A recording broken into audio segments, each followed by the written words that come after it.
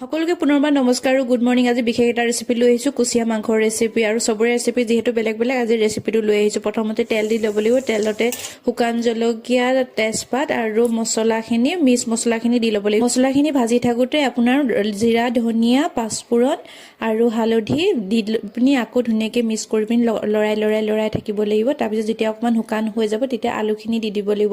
আলুখিনি দি লৰাই থাকোঁতেও ধুনীয়াকৈ মিক্স হৈ গৈছে। যিহেতু মই ভিডিঅ'টো শ্বৰ্টকৈ বনাব লাগে সেইকাৰণে শ্বৰ্টকৈ বনাইছোঁ। আকৌ কুচিয়া মাংসখিনি ভাজিবই থাকিলে নহয়, মই ইফালে ভাজি থাকিম, চাব দেই। এইখিনি আলুখিনি হোৱালৈকে মোৰ এইফালে কুচিয়া মাংসখিনি হৈ গ'ল। কিছুমানে বইল কৰিও খায়, কিন্তু বইল কৰি খালে এটা চেন ওলায়। সেইকাৰণে আপোনালোকে মাংসৰ ৰেচিপিৰ নিচিনা ধুনীয়াকৈ বনাই খাব পাৰিব।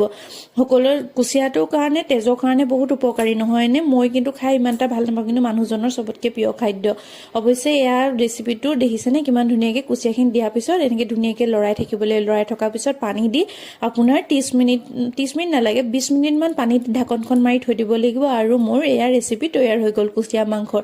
কাৰণ মই বহুত ফাষ্টত কৰি আছোঁ, এইফালে গাখীৰ গৰম হৈ আছে, হয় নহয়? আপোনালোকে ক'বচোন, যদি আপোনালোকে কুচিয়া খাই ভাল পায় মোক ইয়াতে লাইক কমেণ্ট কৰিব। মই দালিতে আকৌ কবি দি দিছোঁ, এয়া পটল ফ্ৰাই কৰিছোঁ, এয়া হ'ল কুচিয়া মাংস, পাপৰ এখন দি দিছোঁ আৰু লগত আছে চালাড।